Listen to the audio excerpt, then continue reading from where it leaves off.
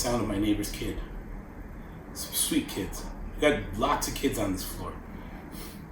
It's beautiful.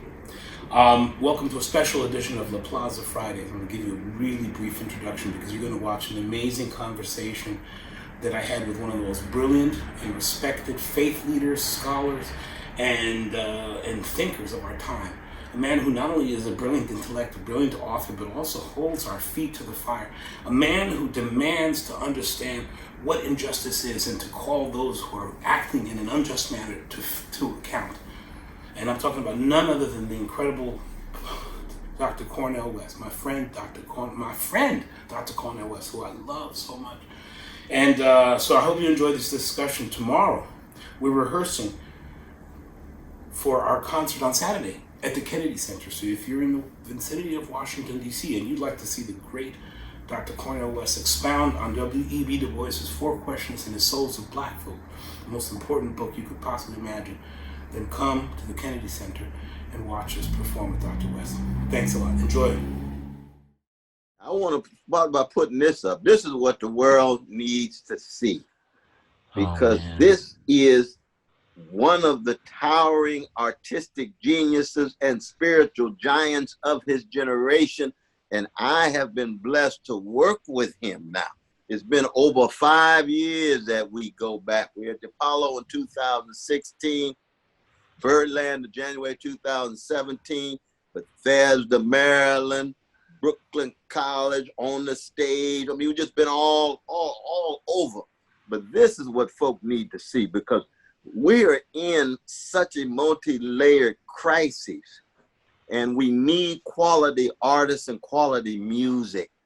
And that's what you had in the Afro-Latin Jazz Orchestra, the 4 Questions, but also a steel small voice, jazz twins. I mean, we got the whole album, the whole CD, all of the tracks in that regard. And I just want folk to be able to see what it looks like. That's my brother working on the piano, with heart, mind, and soul.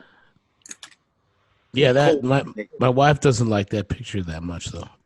Is that right? she thinks I'm in pain in that picture. But you don't understand. The magnificent piano player herself. She said, "Oh Lord, my loved one is in pain. He's in." I said, "Well, that's his monk moment. He's got his monk moment working." Let me tell you something, Cornel. You inspired the greatest work of my life. Ooh. You brought me to a point where I connected with something so profoundly necessary that I know was part of just seeing you speak so eloquently to the reality of human suffering and the reality of the inherent situation that we're facing in the United States. And when I saw you speak, I saw that Seattle Town Hall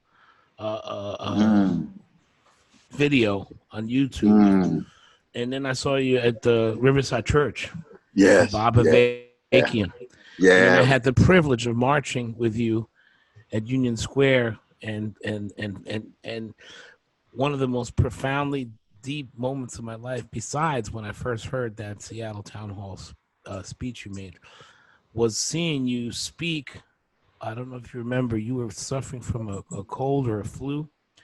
But when you spoke that night at that police brutality gathering on a church at 86th Street and West End Avenue, I remember that.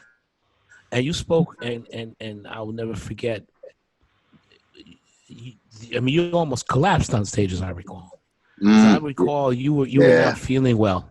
That's and true. There was a moment where you were speaking to the brutal murders that were taking place, and that are still taking place.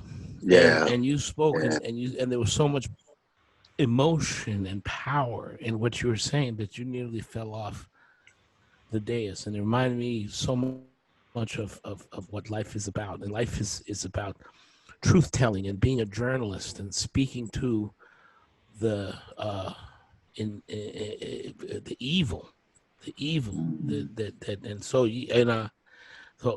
I'm a musician, and I appreciate the beauty of your words, but musicians need people like you to inspire and feed us, so that we can.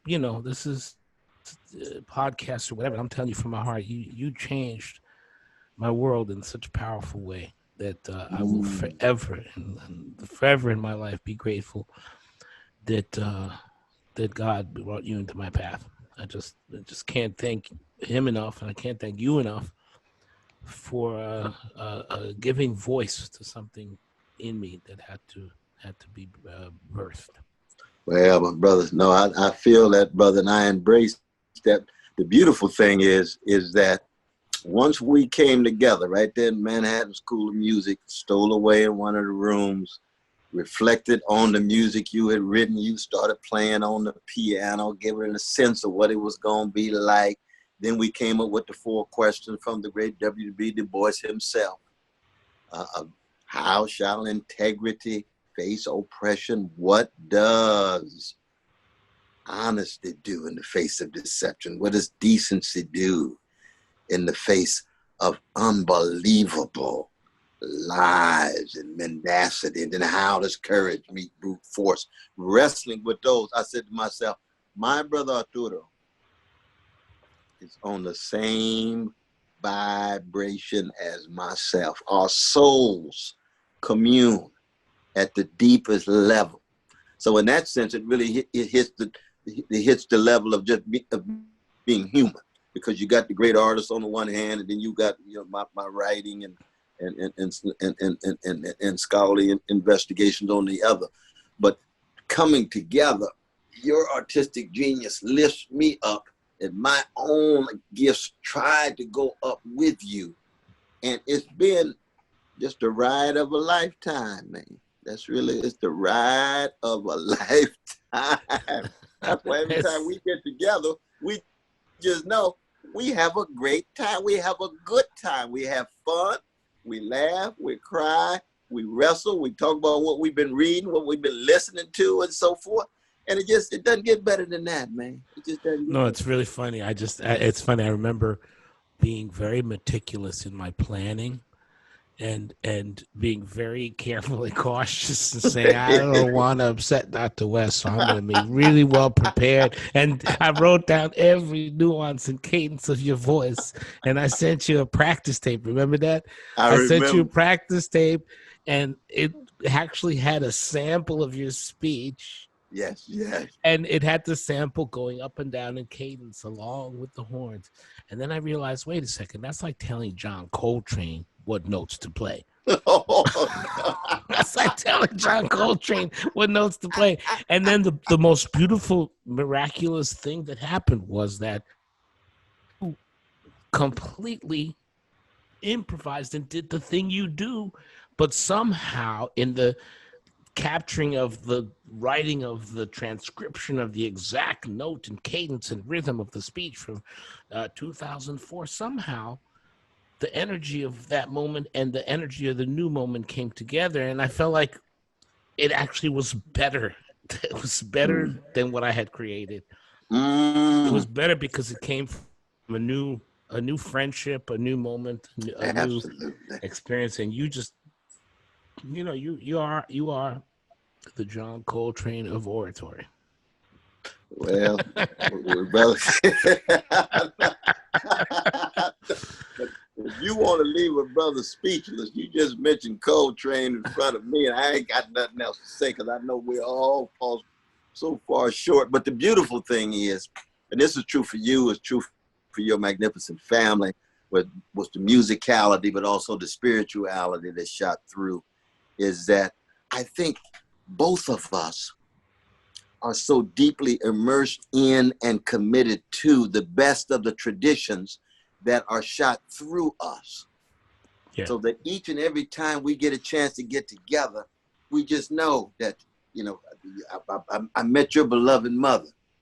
Wow. I'll never forget her. I forgot that. Oh, wow. Oh, yes, I did. Cornel, I forgot that. You know that she passed. I know, because when we got together right after that, we talked about that. We had prayer and things. Your mother's all through you. Yeah. Giving her unbelievable excellence of spirit and mind and soul. And then Chico himself, of course, we have no language for his genius in that regard. But then he's so tied to Dizzy too. Because after a while, no Dizzy without Chico, no Chico without Dizzy. And then it goes on, and it's through, of course. You working with Harry Belafonte. I gotta tell you. I gotta tell you a funny story, man. This is how deep that ancestral lineage is. This is how deep the spirits are. This is how deep we commune with the reality of the spirit world. My mother, the last year of her life, suffered great dementia, and she was very ill. But periodically, she'd look up at me and she'd say, "Mijito, how do you like living in Los Angeles?" And I'd look at her and I'd say, "Mom, I don't live in Los Angeles. What are you talking about?"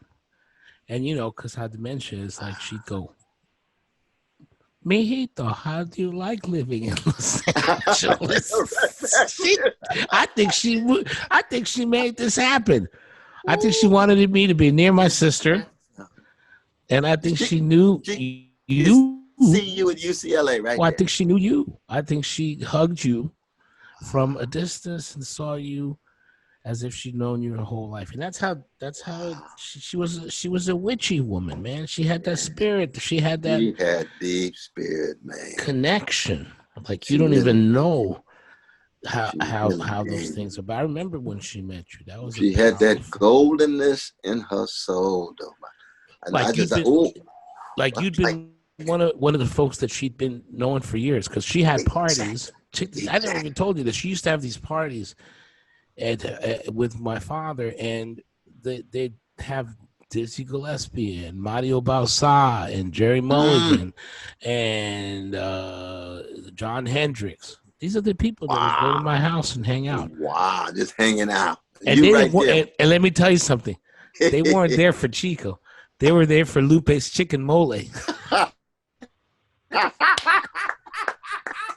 I understand, my brother. They were there for the chicken mole. Plus, my mother had a way of making everybody feel loved. She really did. No, but it's just nothing like it. It's very interesting, man. I had a wonderful dialogue with AOC. Alexandria Ocasio-Cortez. And I started off talking about Rafael Hernandez, Precioso, and the Elemento, Porqueño, and Pedro Flores. Wow. And she started reflecting on the rich Puerto Rican connection, which we know is inseparable from Cuba, inseparable from Mexico. It becomes inseparable from Harlem. I was going to say inseparable from Harlem. Borges, the great poet herself, there in Harlem. And I'm here at Harvard, of course. We talk about Albizu Campos graduating #1 in his class, 1921. That's correct. They wouldn't allow him to speak. They were racist professors, but he was a black Puerto Rican, brilliant, speaking 6 languages, 2 classical languages he knew, and then would go back to Puerto Rico and lead the independence movement, but always tied also to the artists and the musicians and the poets. See, all of that in AOC, connected to Arturo, connected to Brother West, bringing us together at this deep human, spiritual, moral, and political level. You say, ooh, boy, it's just a blessing to be alive, even in a moment of the pandemic, even given the neo-fascist gangster in the White House, even given depression-like levels of unemployment and mass unemployment, shutting down educational systems and what have you. We need music, the arts, the spirit more than ever. Yeah, no, I know, and I'm trying to. Well, brother, you're doing well. This is more than trying, y'all. This is more than trying. This is the real thing. But here's the other thing too: is I'm thinking about, like, how many brilliant young people need to be told that they can speak to truth, that they can join that club, that they can join the Albizu Campos Club, that they can be a part of greatness if they don't listen to the door being slammed in their face. Because that's what I'm finding out. That's why I love teaching and educating, because sometimes it's not about teaching or educating, it's about giving license, telling somebody in their soul and their spirit, you go, don't let anybody hold you back, you don't stop no matter what.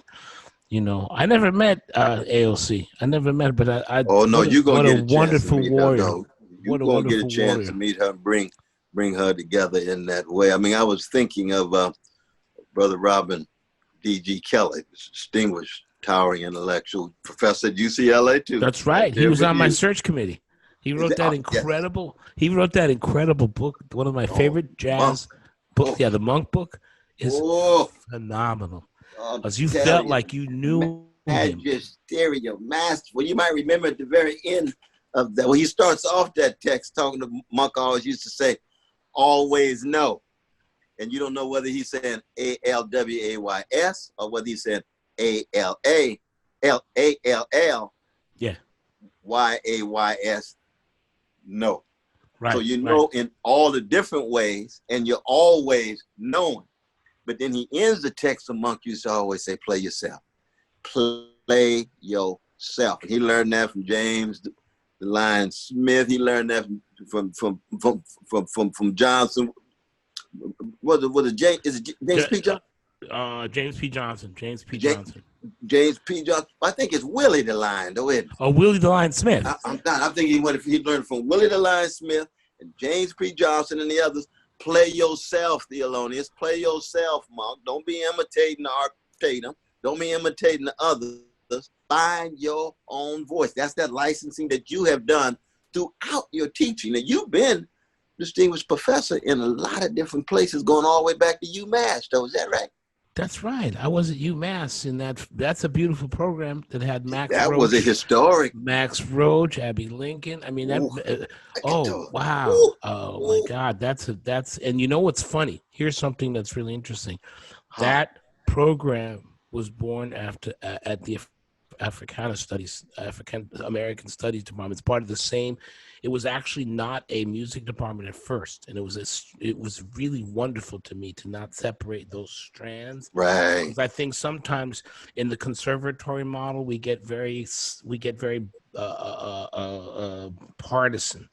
This is classical. This is jazz. This is, and to me, it's a complete construct.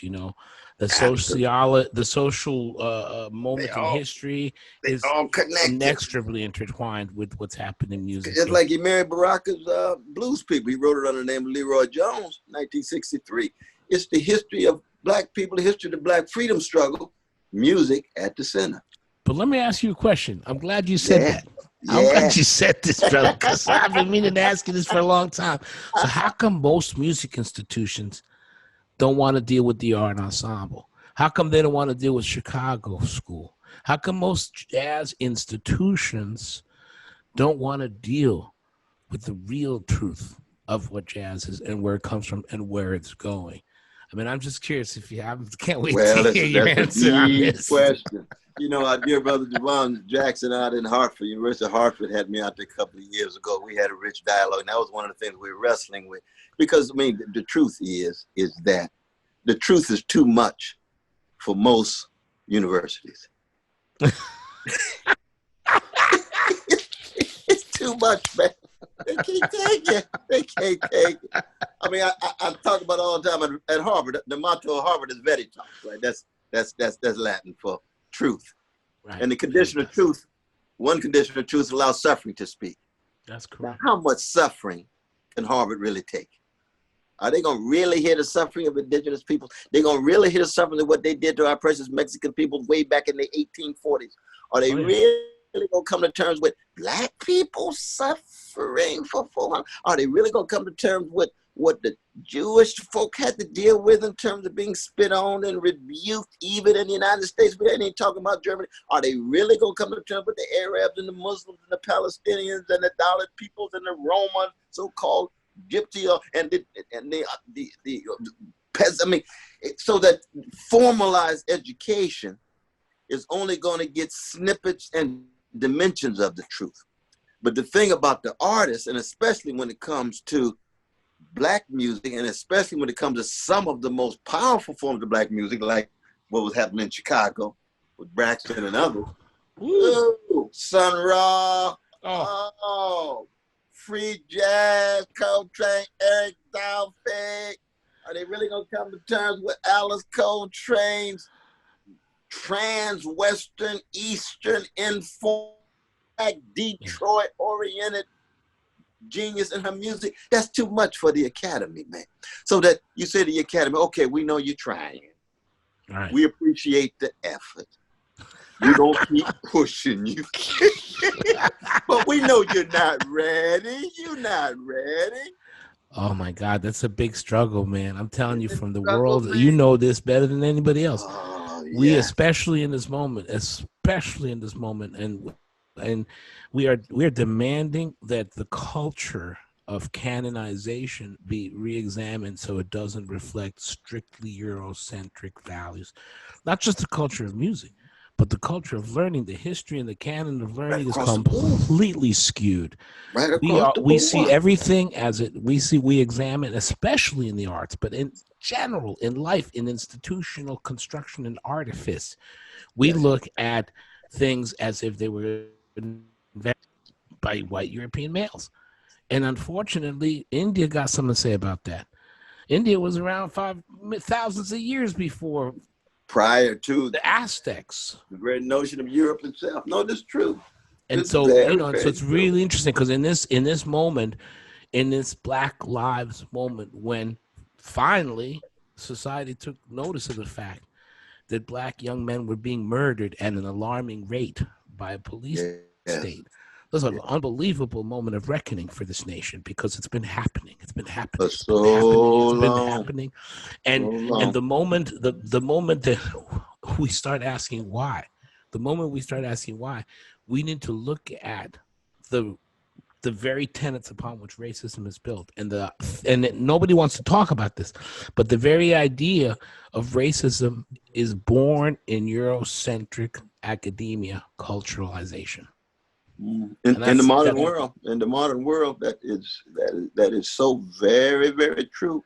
But let me ask you this question, though, because I was thinking of those marvelous times, and we still deeply engaged now, but those marvelous times you and I were marching with Brother Carl Dix, and, of course, Brother Jim Fredros and others, that the role of jazz and all of its various forms, the Max Roach's Freedom Suite in Alabama by Coltrane. It could be the unbelievable power in the music of a Mary Lou Williams or a Jerry Allen.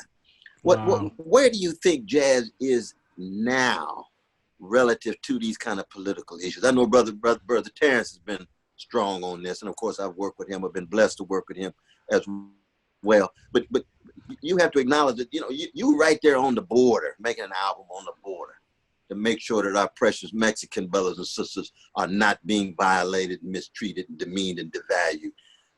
Then you with me talking about Du Bois, the Apollo. You know what I mean? You're talking about the ecological crisis. You come out on Trump very explicitly. I don't know too many jazz musicians who have been as vocal for so long about not just Trump, but about neo-fascist elements before Trump. How do you understand where jazz is in relation to politics, and then where you are inside of jazz in relation to politics, though, brother? I mean, I got to tell you, there was a turning point in my life. I think I spoke to you on this one day. There was a young man by the name of Ramarley Graham who was shot down by the NYPD in the Bronx, and he was 19 at the time, and my youngest was 19 at the time.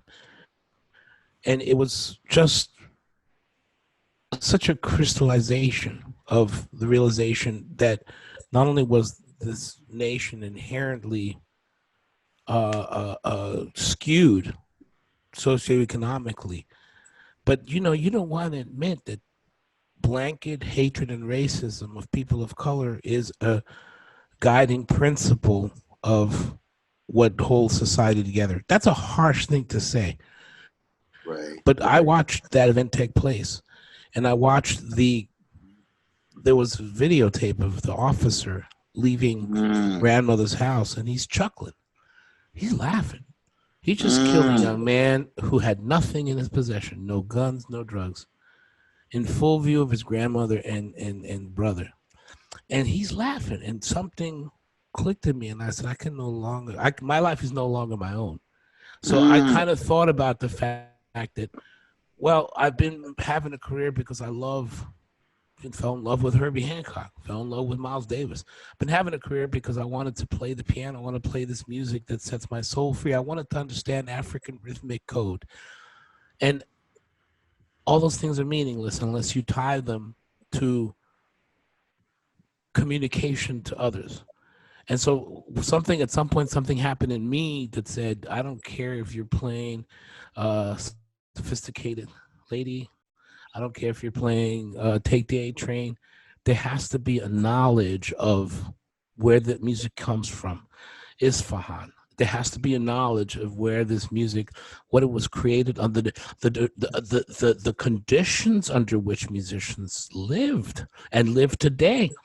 If you've never seen a stockade, if you've never seen a slave, man, don't be telling me that this is not revolutionary music. Don't be telling me that this is just music to affirm your nationalism by. It's not.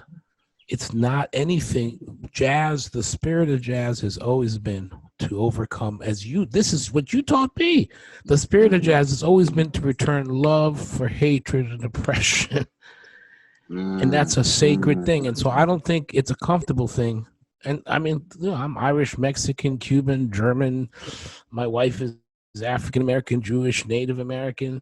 So I mean, I'm in a very, very funny position because I see things from a lot of different vistas. And for me, the one thing that rings true is that as a jazz musician, whatever your background is, your job is to stand on the shoulders of giants. And don't it's not a nostalgic moment.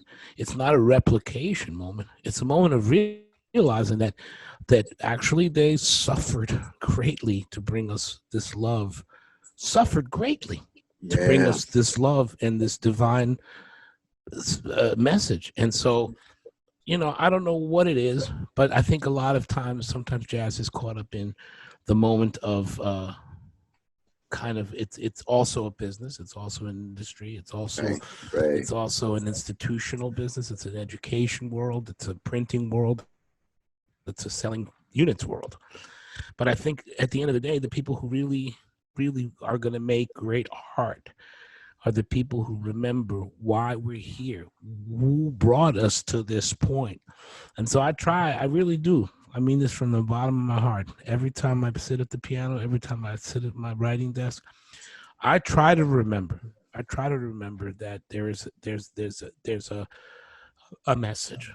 There's a message that is political, that is social, and even if it makes people uncomfortable, even if it gets you disinvited from some festivals and some institutions, even if it means your career is this and no more, or no less, or no more, those things are secondary to the idea that, man, Miles Davis got beat up outside Birdland. They didn't believe he was there to play. The cops came up to him. He was smoking a cigarette, and he pointed to his image on the marquee, and they still beat him up and took him away. That stuff is and so again, you talk about you talk about the Mexicans at the border, the Mexicans that have been lynched. They were lynching in Mexico, in Texas, in New Mexico, and California. But we speak to the human condition that is perverted. It's a perverted condition where the powerful are always taking advantage of the weak, and that just motivates me to make my voice heard.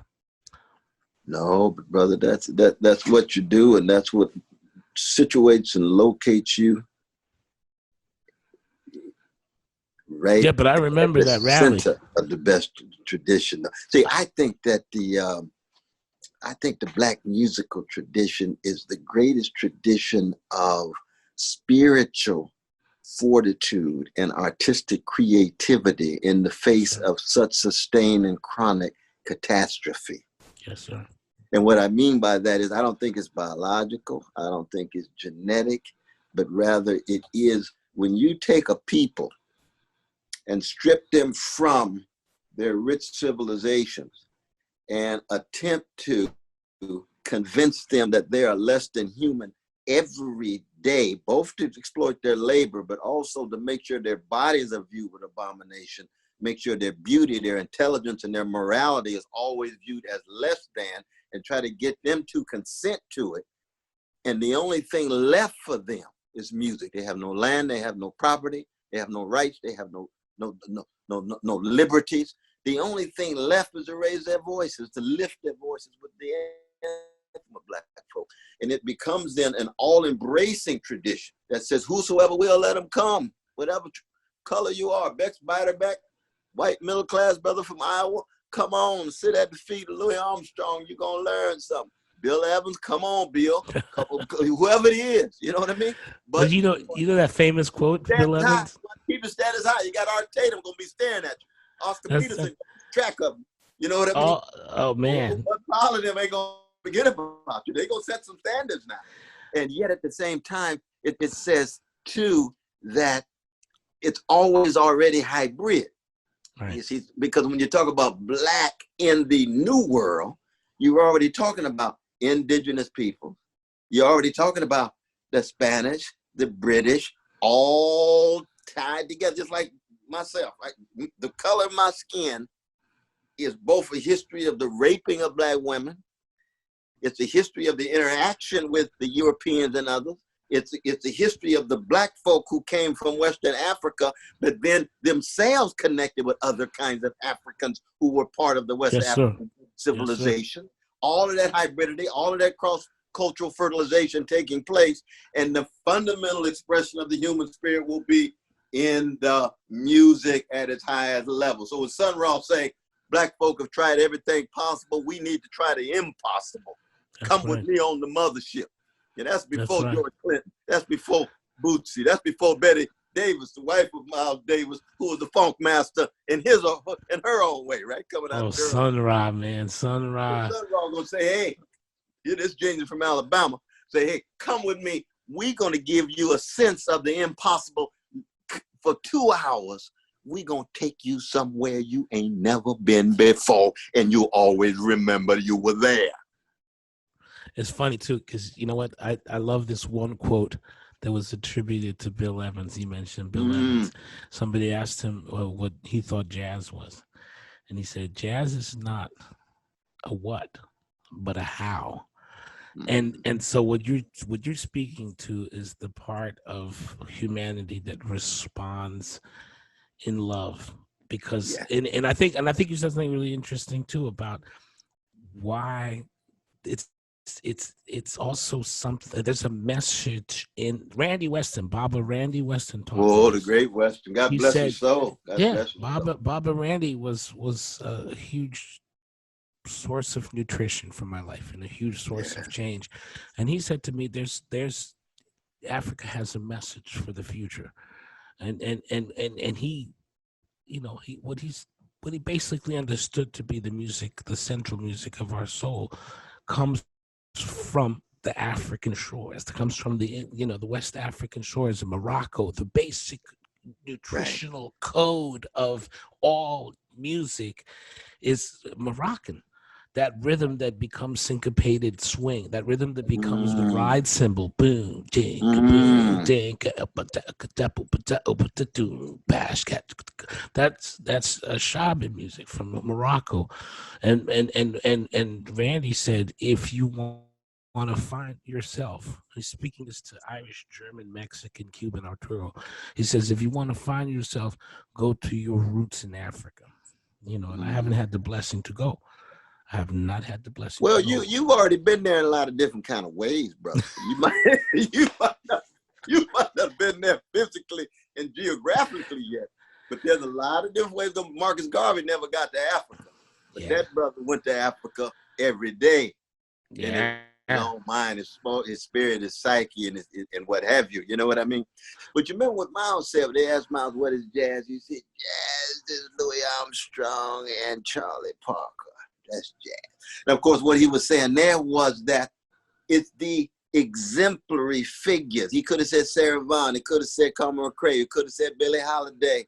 He could have said Dinah Washington. He could have said so many individuals, because jazz is the rich individuality in the human that all of us have. But it has to be enacted through tremendous courage and vision and mastery of craft and technique. And you see it exemplified in persons who have distinctive voices. You know what I mean? So everybody gonna sound, Clifford Brown is gonna sound different than Brother Clark Terry. You know what I mean? Yeah, but check this out. You just said such a mouthful, because jazz is the first music in the history of civilization that was defined as a high art because of the individual practicing it. Before that, it was the composer. Before that, it was the medium. Before that, it was this, it was that. It was any number of things. Ooh, but for the first time ever in the history of civilization, it is the individual human being speaking through themselves and their instrument and their experience that actually becomes the master artist. And I think that's really huge, because you said it perfectly. It's like that jazz is that voice. And that's why you can't become a cog. You can't become a product of an education. You can't become a product of a society. You can't become a product of a commodification. If you're going to be a jazz musician, your biggest struggle is not to learn 2-5-1s or the latest riff from Cannibal Adderley. Your job is not to transcribe necessarily. Your job is to look and find the struggle inside of yourself that really says, I have worth. As you said earlier, I have worth. I don't take my worth from your definition of myself. I have worth, and I deserve. No, not deserve. I have worth, but I have the privilege of establishing that worth in and of myself, not because you define me.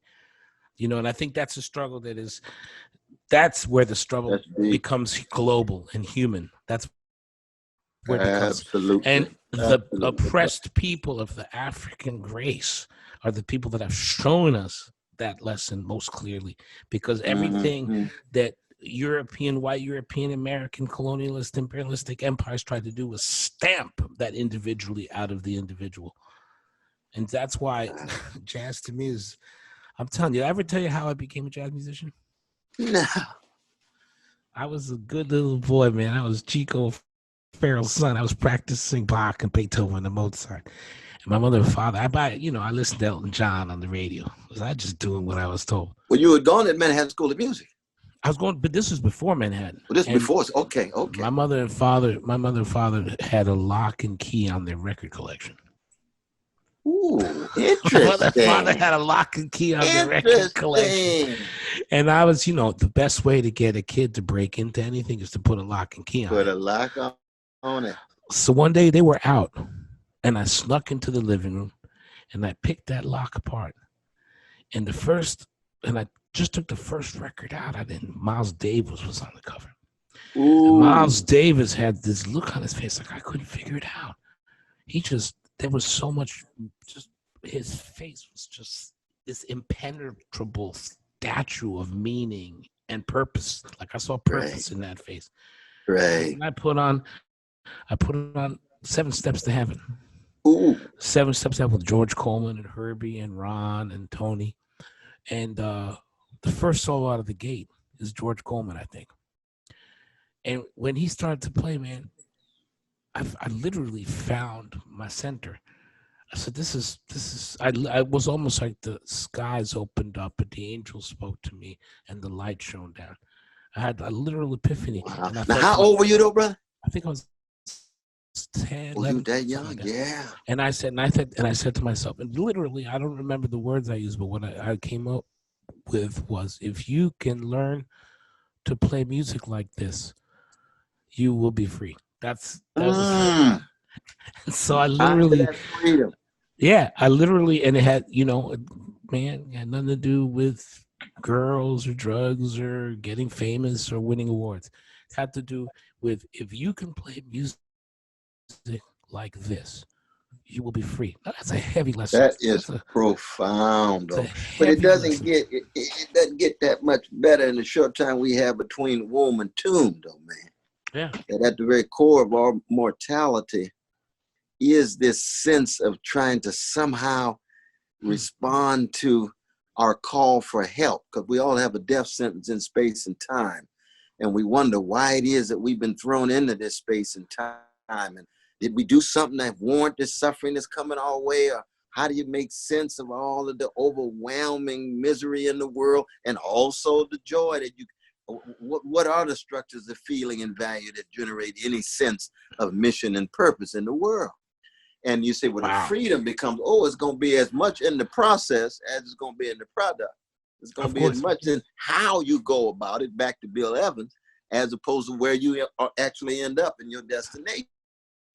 And once you accept that, then that's where the love is. Radical love and freedom, radical freedom in love. Because first you got to learn how to be invincible and vulnerable.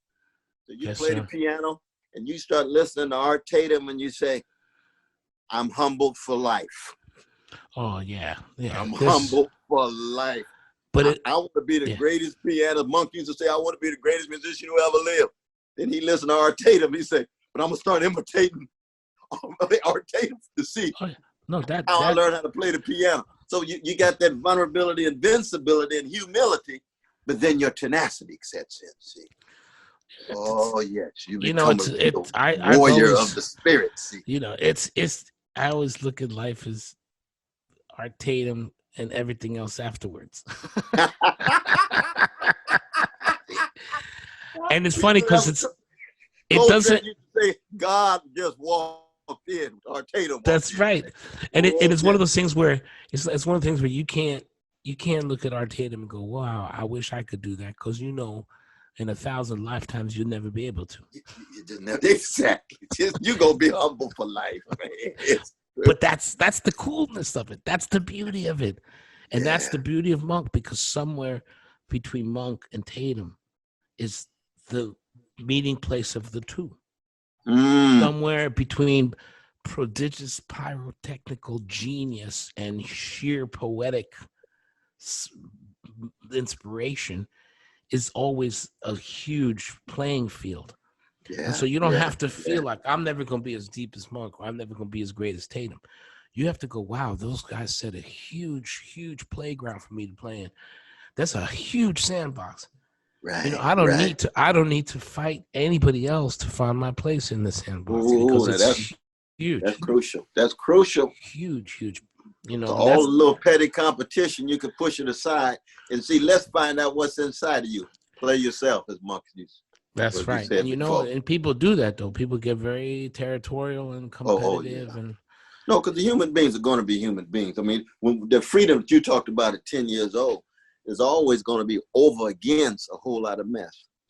It's going to be over against domination, oppression, envy, resentment, insecurity, anxiety, fears, all the things that go into what it is to be human when you look at our history.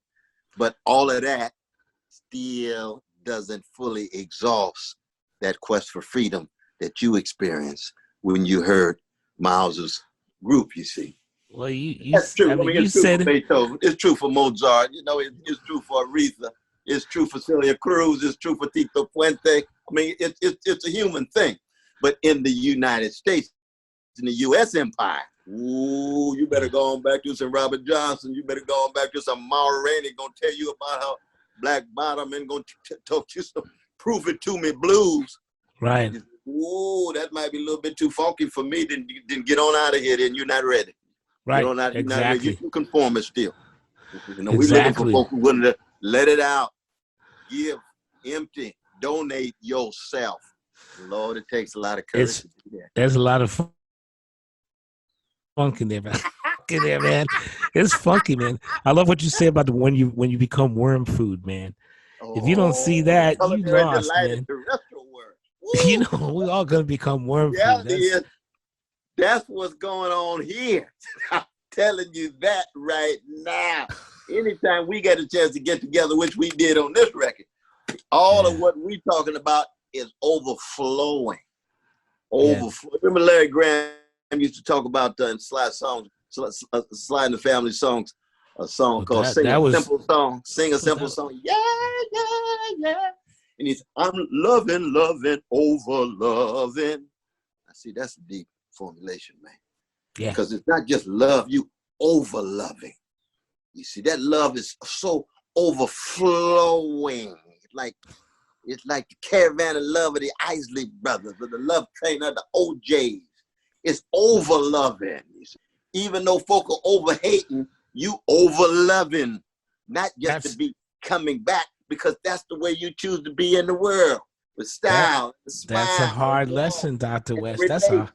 And a smile and a grin. That's how I choose to be. Gone with your petty hatred. Gone with your white supremacist lies. Gone with all of these your subservience to the idols of the world. Hey, right. I'm Jimmy Jones. You dig? I'm Sally Mae Smith. You know what I mean? I'm Juanita Rodriguez. Hey, what you gonna do with that? That's right, brother. That's right. Larry Graham. Larry Graham is a school. Oh man, Larry's something else, man. He's underrated. So sly. No, not to Marcus Miller. He ain't underrated. Well, no, that's true. That's true. But even his relation to Prince, I used to go spend the time with Prince at Paisley Park, and we traveled all over to Montreux and so forth. Larry was always with him. They were like white on rice, like wet on water, man. True stories, man. True stories, man. I used to play in this club called Nell's on 14th Street. And it was one of those places that had the bouncer and the whole velvet rope, and the young and the beautiful went there. And we had a gig playing. I was in a band called the Lucky Seven, which was a kind of a Latin salsa band. Ooh. And one day we was playing, and Prince walked in. Huh? Prince walked in. I'll never forget this as long as I live. He was like mad cool, bro. He had a posse, and he had beautiful ladies, beautiful men. And he walked in with like 20, 30 people, and he went and he sat in the corner. Check this out, bro. He went and sat in the corner, and he listened. He sat there like this, listening to the music. He had a drink, and he didn't say a word. He just sat there listening. And all his people were respectful and just no vibe. They just were grooving on the music. Same club, another time period. The Donald walked in. The Donald walked in, and he had a posse, long, tall people, big, huge men, and they came in and they were screaming and yelling, and we couldn't play. And it was grandstanding and casting vibes. And I was young. We had no idea. I mean, I knew who Prince was, but we had no idea who he was going to become. But what I learned was that message is so beautiful, that quietude, that respect, and that beauty was. So when Prince walked in the club, you knew it. That's right. That's right. Because of the quietude. You knew it because of the dignity and the elegance. Yeah. You didn't have to come in with 6 goons and screaming and yelling and flashing money. You didn't have to do that. And that was a lesson that always struck me, that you can be gentle. And, apparently I never met Prince, but he didn't do a lot of yelling. Oh, no. Nobody ever saw him sleep, man. I'd be on the plane with Prince all night. I try to steal away for 2 hours just to get a nap, and he's still up there just writing lyrics and stuff. Yeah, that's beautiful. I say, brother, you got to get sleep some way. When it comes, my brother. When it comes, it comes. It's like that sense of calling, vocation, mission, purpose, mindfulness, concentration, single-mindedness, but most importantly, self-confidence, inner security. Even as you're restless, you still have a security in yourself, and yet you're incomplete. You're unfinished. Right. You're still trying to get up to be as good and the best that you can be. And for him, the best in the world. Just like Muhammad Ali or anybody else. Fred Astaire was like that in dancing. I'm gonna learn from the Nicholas brothers. I'm gonna learn from Bojangles. I want to be the deepest dancer ever. So when Michael Jackson comes along, he's going to study Fred Astaire, but he's going to start off with James Brown. Yeah. James coming out of Gary, Indiana. Hey, That's man. rich urban space. You see James Brown going to be the model, but then he said, wait, but shoot, I want all these different kind of folk who can move their feet in a rhythmic way in such a way to touch the soul of other folk. And then Savion Glover. Oh, Lord, have mercy. You talking about genius. Yeah. Artistic genius in that brother, man. But he understands the same thing from Gregory Hines and the others. Sammy Davis and others. All part of the same tradition. There was a Radcliffe artist in residence who I had the privilege of working with for a week at the Joyce and have shared many a platform with. Did you get to meet Ayodele Cassell? No. Oh, okay. All right. No. I got a surprise for you. Ayodele Cassell is a young black Afro Latina from Puerto Rico who was in Savion's show. She was in Savion's show. Really? And she was an artist in residence Radcliffe, and she's been around, but she's one of the most unbelievably gifted, like you, gifted jazz musicians I've ever met. But she don't play the saxophone. She dances. Yes.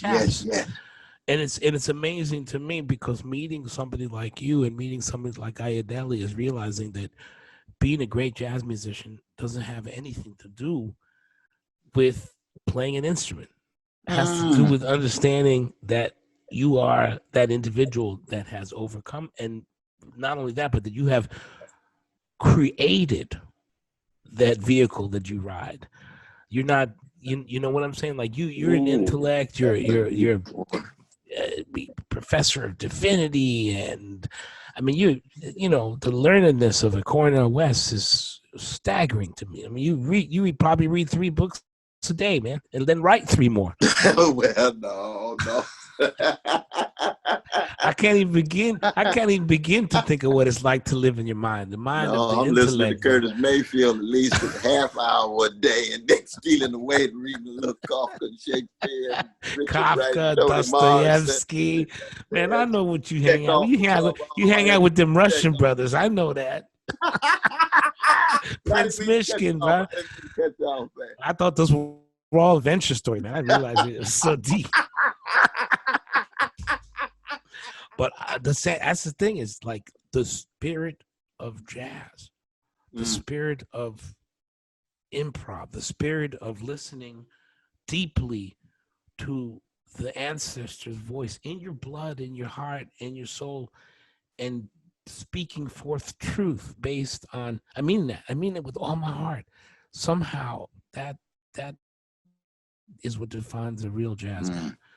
Listening deeply to the voice inside your view. Yeah, see that's so important. The faculty of receptivity, to cultivate something inside of us that allows us to listen in a certain kind of way. Because I mean, art is always trying to get us to see things other people don't see and feel things more deeply than other people feel, and then to more courageously love and serve and act, but also to be able to listen to things other people don't really listen to.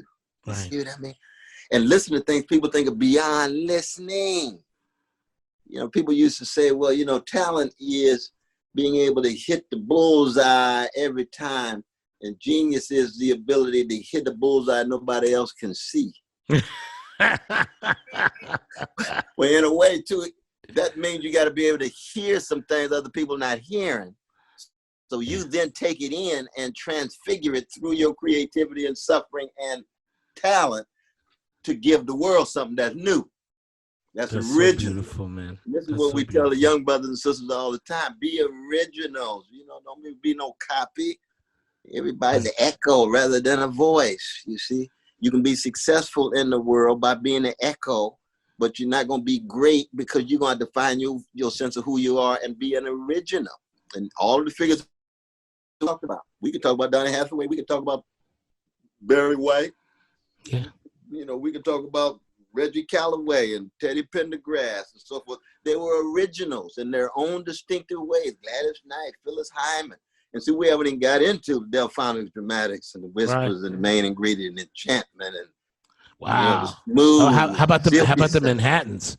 The Manhattans with Jerry. Nobody talks about the Manhattans, man. Oh, I'm Nobody losing talks you.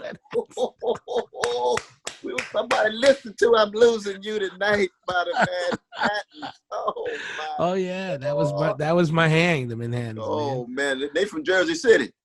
Wow, that's they named after Manhattan, but I didn't know that. City. Oh yeah, they're right across the river. But I bet they weren't part of the Bridge and Tunnel crowd, man. They had their own. Yeah, no, they had their own thing, no brother. They had their own. But it was interesting. I was listening to Russell Tompkins Jr. the other night, man. He was reflecting, he's lead singer stylist. He was talking about what Eddie Hendrix meant to him and what Eddie Holman really meant to him in terms of the falsetto sound, you see. Yeah. And how he was able to listen to every song, every note, and then take it in his own way with Tom Bell and Linda Creed and the others as the composers and just present something that was brand new. It's brand new. And that's the story of all the great artists, including yourself, my brother. Including, I'm talking absolutely, indeed. And it's a beautiful thing, but also it's a lot of loneliness and a lot of solitude and a lot of suffering and a lot of wrestling with one's own inner demons. I mean, all of that goes hand in hand with wrestling with what it means to be human at the deepest level. Well, we human beings are very lucky to have guiding voices like you, man, to not just guide us, but because you don't just guide us by giving us answers, you guide us by forcing questions. You're the greatest teacher. You're the greatest example of teaching because you don't display your wares. You cause us to think, and you cause us to ask the questions. And that's because when you do that, when you can create that in a human being, they have to ascertain for themselves what they think. And so you're the greatest example of teaching because you give us the thirst and the hunger to know what we want, to know what we are, to know where we come from, to know where we're going. So our lives are infinitely richer because of folks like yourself, Cornel. Well, I think in both of our cases, we have just been so blessed to have such magnificent parents. You know, we are who we are because somebody loved us, our mothers, our fathers, our grandparents, our aunts and uncles and others. And you think about our dear brother, George Floyd Jr., when he was being lynched and he called for his mother. That's right. Called for his mama. She's already made her way, but he's calling for her mother. You see, that is the deepest, most profound desire to be able to have a home-like space in a homeless world. And his mother allowed him to feel safe and loved and affirmed in that way. That's overcome by overloving. And when you're overcome by overloving, then what is inside of you is a fire that the world can't ever put out. That's correct. And in fact, at the deepest level, the world can't even harm you. You could be a political prisoner, like my dear brother H. Rap Brown right now in Arizona. I just wrote a piece in his latest book. Been in prison for 40. Mumi Abu-Jamal, who we spend much time supporting. You see, that there's a sense in which those brothers are two of the freest brothers in the American empire, and yet both of them incarcerated because he got something that the world can't take away from him. They got the memories, they got a joy. Now, brother, now Imam, our dear brother, Imam Al-Hameen, I mean, he's a Muslim brother, so he's got a religious faith. Now, Mumi Abu-Jamal, of course, is a very profoundly spiritual brother, towering figure, but he's not religious the way Imam Al-Hameen is, you see, Jamil Abdullah Al-Hameen. But both of them have something the world can't take away. But that's at the center of music and at the center of the jazz tradition. Because once you have that experience of freedom and the foretaste of what an alternative reality is in light of the nightmares reality that you're going to have to come to terms with in your life, you never, ever want anybody to think they can take it away, no matter what you see. Yeah. And that is one of the greatest experiences of any of us in space and time, you know? Yeah. It really is. At times you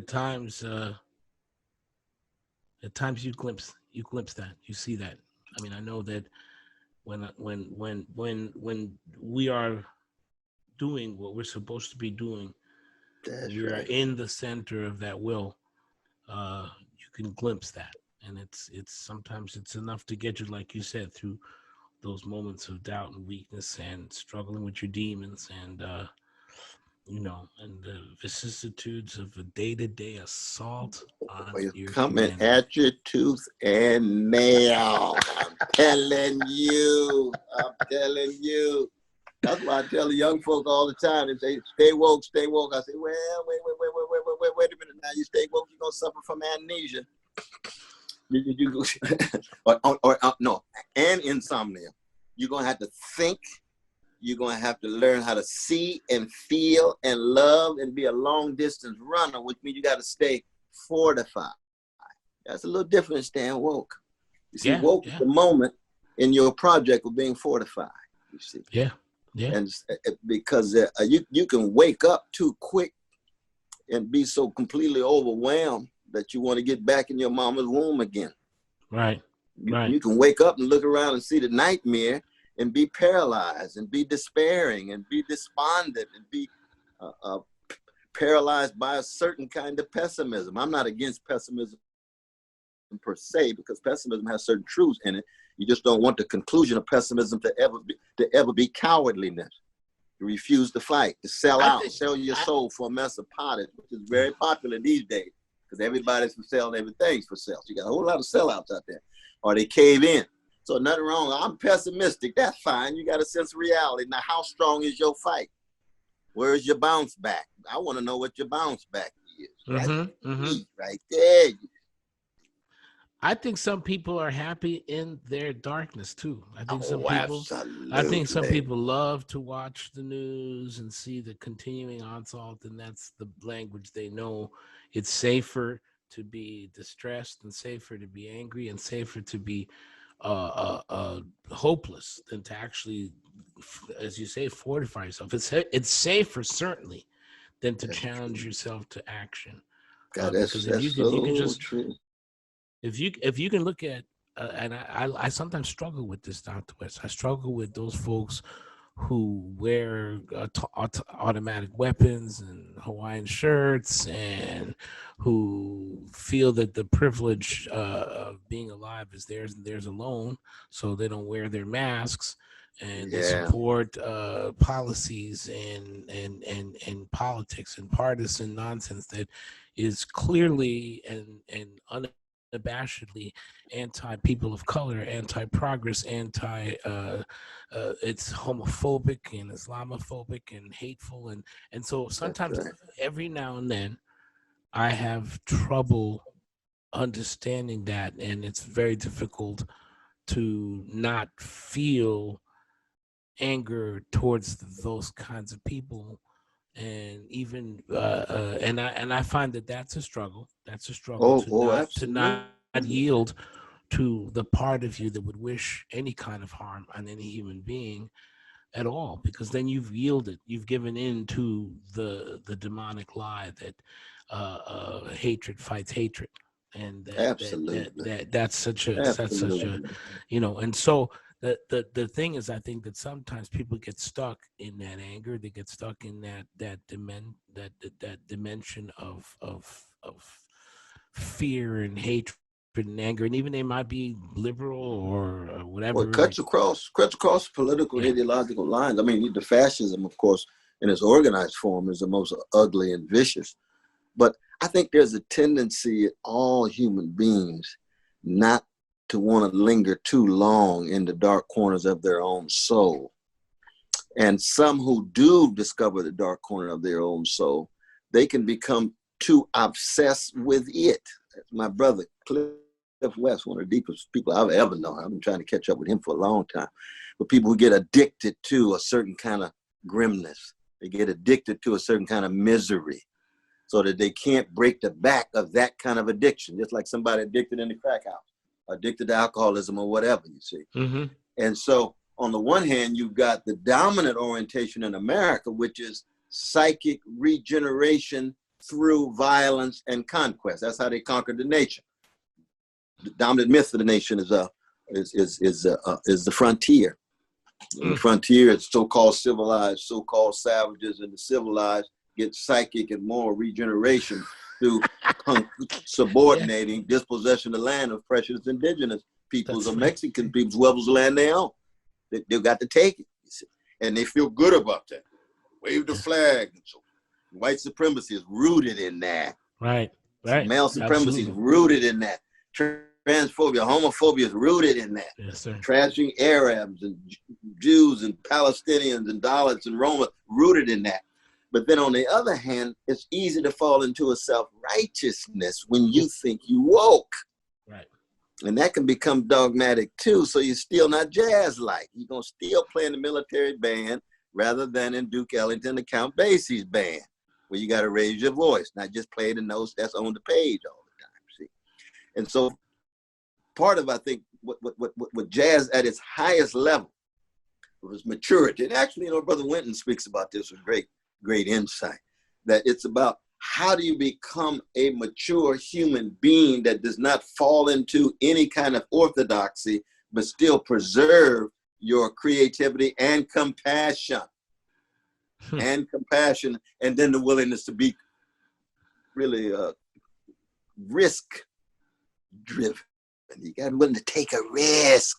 Yeah. Oh, that's a hard thing. Step out on nothing and land on something. You see, that's a different way of being in the world.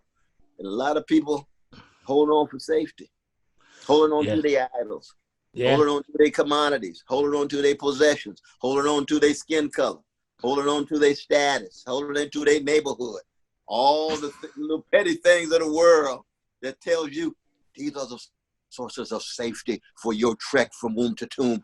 And then you grab them and you discover, lo and behold, they empty. They vacuum. It's funny, man. That's deep. Orthodoxy is that's a heavy concept, man. The idea of knowing. I think to me it sounds like know thyself. To thyself be true. Be true. And the unexamined life is not worth living. That's it. That's Socrates. Shakespeare, Socrates dipped in Cuba and dipped in the U.S. context, and it connects with all of the African wisdom that the great Maulana Karanga been teaching us all these years, and Haki Mahabuti and others teaching us all these years. The bridges that connect the human, beginning in Africa, and its relation to all the other civilizations. And then here we are in the Roman Empire with the thing about the collapse, ecological catastrophe. While Nero fiddles, man. Nero fiddles on the Titanic with Eric and Ahab. Doing it right now. Driver seat, like Melville, Moby Dick. You got Ahab driving the Titanic. Oh, I'm telling you, man. You see somebody say a song. On some level, man, you look at it and you can't help but like, wow, if it weren't so tragic, it would almost be entertaining, but it can never be entertaining because that means you bought into it. That's true. But if you look at it, it's just, wow, you can't imagine that it could have been this farcical, that you could not imagine there would be this unrelenting, macabre reality that gets played out every day. Every day. And then for Black people, though, in the history of America, when you got 244 years of the most barbaric slavery of modern times, and then another 100 years of neo-slavery, and then now the last 40 years of the new Jim Crow, with some spaces for the Black middle classes, but other than that, Black folk catching hell. America's always been a kind of Titanic. Yeah. It really has been. So the question becomes, okay, now you're on this Titanic. Now let's see how deep we're gonna love. Let's see how we're gonna laugh. Let's see how we're gonna learn how to be ourselves. You see, and it's like, okay, now Blind Lemon Jefferson, play your song, brother. Let's hear what it sounds like. Aretha, let's hear what's on the inside of you. You see to me? And somehow we'll muster, overcoming through overloving, we're going to muster the power. Wonderful phrase by August Wilson. He said, music is the spiritual fist of Black people. Mm-hmm. Mm-hmm. The spiritual fist in a war. How we gonna start swinging? It don't mean a thing if we ain't got that swing. I was waiting for that. Don't mean a thing if it ain't got that sting. That swing. What kind of music, spiritual fist you gonna have? That's why the contemporary situation with the dumbing down of so much of the music of the young Black folk and young people around the world, it's a form of warfare against young people's souls. Are you talking about auto-tune? You're talking about auto-tune, all the different, I'm talking about the industry, you're right, but the industry, the recording industry, the live industry. I mean, you know, just music by disconnect numbers. them from the greatness, disconnect the young folk from the greatness of their own tradition and the greatness of their ancestors, the greatness of the ones who came before. You know what I mean? It's like, oh, you're going to try to fight, but you got both of your fists behind you, and you're going to just swing with your shoulders. No, you got to learn how to be swinging. You see, that's what Coltrane's teaching you. That's exactly what Duke and them teaching you. That's right. What the miracles, that's what the Delphonics and the dramatics teaching us. You see, how we going to spiritually swing so that our fists are strong enough to sustain us. It's never been strong enough to fundamentally transform American empire. Right. No. Well, there's that's not. Yeah. Yeah. You know, because then there's Kendrick Lamar. Oh, Brother Kendrick. Oh, and Kamari Washington and the younger generation. They still coming now. They're not. I don't see on any auto tune happening there. I don't see music by formula ain't happening there. Right. None Just of that's same old loops and things. Erykah Badu and Jill Scott. And, I mean, we've got some exemplars, but it is a very, in some ways, it's a sad situation in terms of how long will we have to suffer and acknowledge our relative defeat, even though our spirits are defeatless. Right. You see.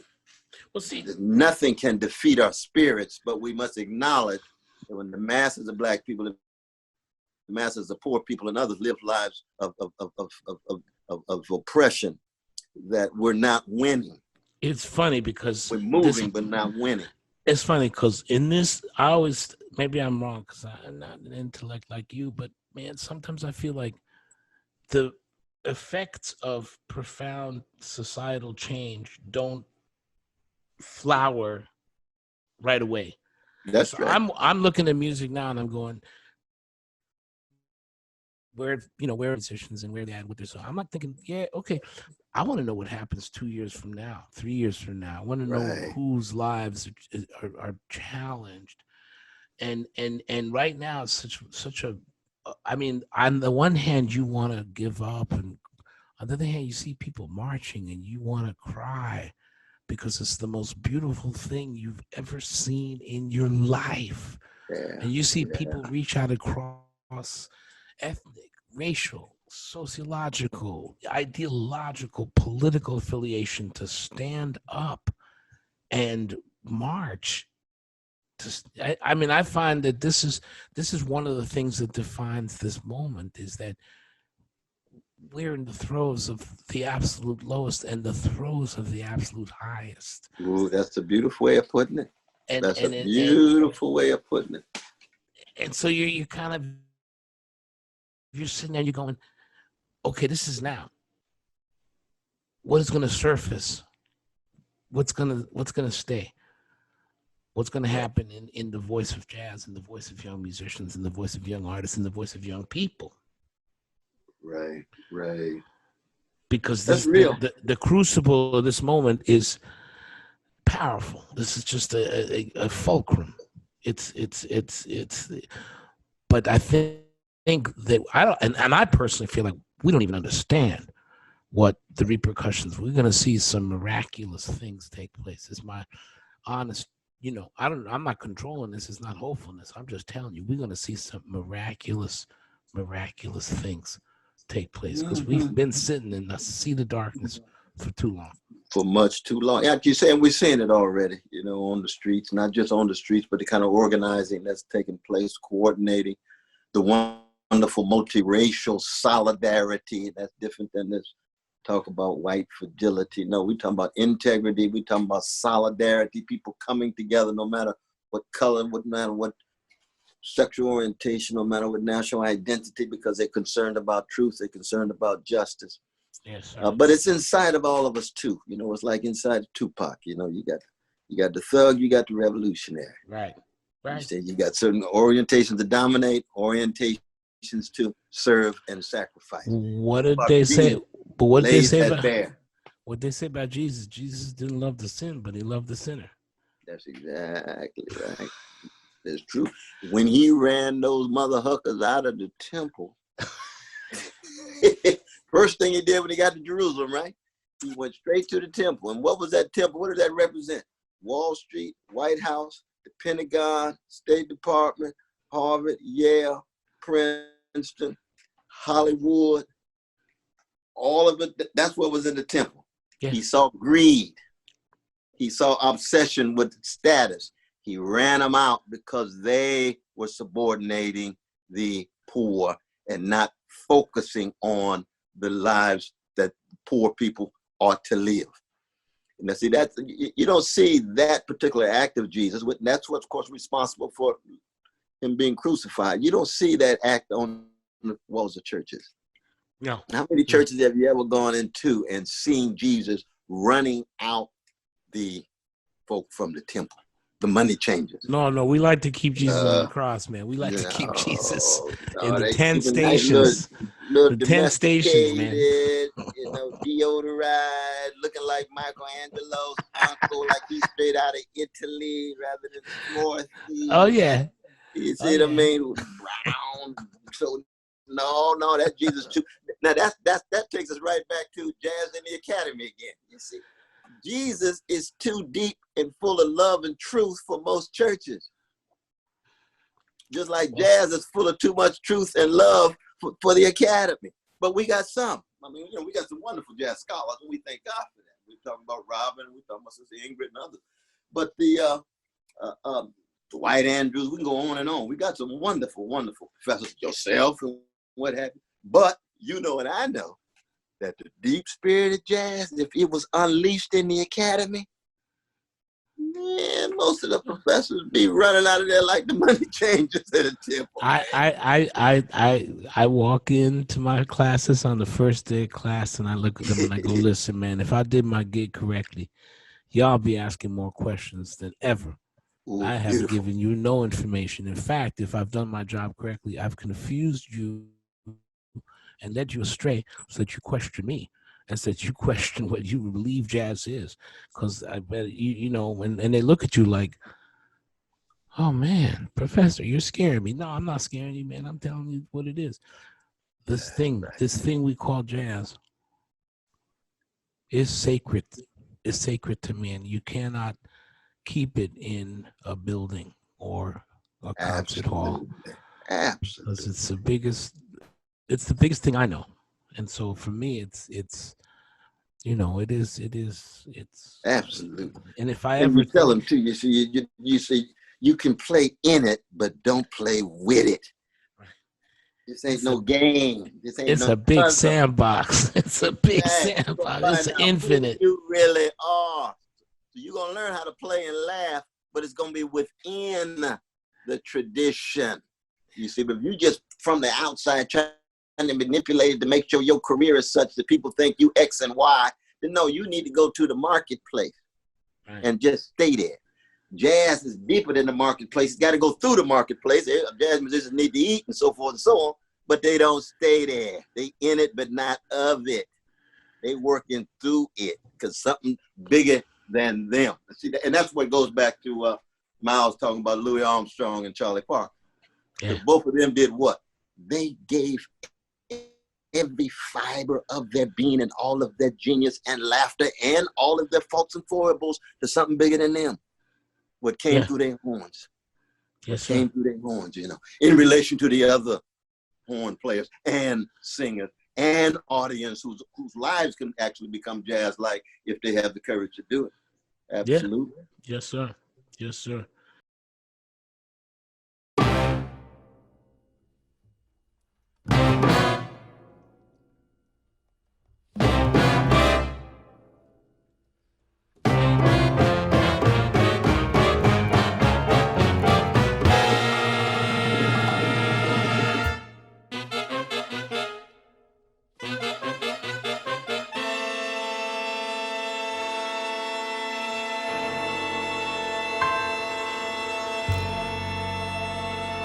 What a blessing, what an honor, what a privilege to be here with my dear brother Arturo OFarrill with the Afro-Latin Jazz Orchestra. We keep alive a tradition of tremendous nobility and unbelievable royalty. I'm talking about Chico O'Farrill and Dizzy Gillespie. I'm talking about James Brown and Tito Puente. I'm talking about Aretha Franklin and Celia Cruz. It's a caravan of love in the language of the Isley Brothers, or what John Coltrane called a love supreme.